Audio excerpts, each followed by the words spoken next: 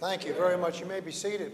Okay, all I'm going to do quickly is summarize a growing phenomenon in this nation among independent Baptist churches. Two groups. Look over here, right and left. Over here, you could say, would be the traditional, pro-Jewish, pro-Israel Christians. I got saved in 1974 in August. In June, I was in Israel. I wasn't even saved a year, and I was gone over there because everybody loved the Jews in those days. Hello. Now, these are the Christians that love the Jews and love Israel right over this group. On this side, you have a growing, I should say, booming movement. You hear about anti-Semitism rising in Europe, right? How about it's rising in independent Baptist churches in America? How about it's rising in North Carolina? I just preached for a good man of God there, Brother Phil Beck there. You know him, Love Valley Baptist Church. I had a wonderful service there. He told the congregation about a family in his church got all messed up with this anti-Semitism junk. And I guess the family eventually left the church. I'm going out of the book. I finished selling the books there in the lobby. Assistant pastor walks up and says, "Can I have send your phone number to a preacher friend of ours in Ohio? His church has been split in half over this mess." That's terrible. I just spent a night in a hotel in Asheville 3 nights ago. A preacher put me up that I preached for a month and a half ago. And when I came to preach for him, he said, "Brother Grady, I got 2 families in my church eating up with this stuff. And they're going to be trouble." And I didn't know who they were. I just preached them my message. And about a month later, I checked with them. I said, "How's it going?" Well, one of those families went nuts and tore out of the building. Never have seen them yet. They're gone. The other one's straightened out and flying right now. And he's leading my singing team. My son-in-law is a pastor down in Lakeland, Florida. He called me yesterday. He just got back from a missions trip in Guyana with my grandson. He calls me. He said, "Dad, who's this crazy Stephen Anderson guy out in Tempe, Arizona? I have a couple of 3 families in my church all fouled up watching his videos on the internet." Oh, he's only the pastor of an independent Baptist church, King James only. Name of the church is Faithful Word Baptist Church.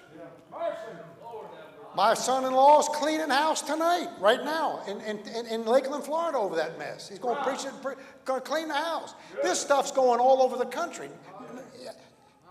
Okay, what is it? It's a bunch of garbage over here that the Catholic Church put out in the Middle Ages called replacement theology. The church has replaced Israel because God's done with that Jew. And all the things about a Jewish millennium, Jewish kingdom, all that stuff's full of baloney. That's not going to happen. The church has got all the promises to the Jew. And listen, that's a Catholic teaching. And then the Protestants picked it up at the Reformation. And now the crazy Baptists have it. Tex Mars, he's written 42 books, King James only. He got a statement in one of his books that says Jesus never was a Jew, nor is he a Jew now. Revelation 5 calls him the Lion of the tribe of Judah. The Romans knew he was a Jew.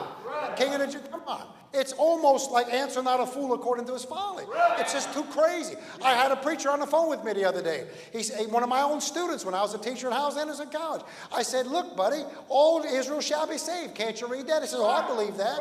Where Israel? We're Israel now. The church is Israel. That's what's going on all across the country.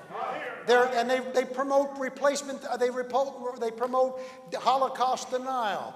I've been to Auschwitz twice in my life. I'll tell you about it. I spent one of the 6 years just researching the Holocaust chapter, which bumped into 2 chapters. They preach against repentance. They preach against the pre-tribulation rapture. This is big stuff, okay?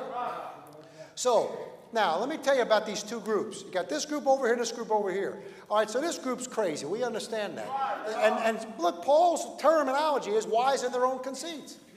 That's what it is. And by the way, we're in the last days when men are without natural affection. It's natural to love that Jew. You know why you love that Jew? You know why you got a warm and fuzzy feeling in your heart for all things Jewish? Why you hear Hebrew and it mesmerizes you hear it? You know why that is? Got a Jew inside you.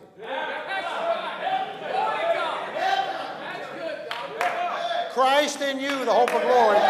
That's written to a Gentile church to give them assurance. You're okay. That Jew ain't going to snub you. You got a Jewish king inside of you. You're okay.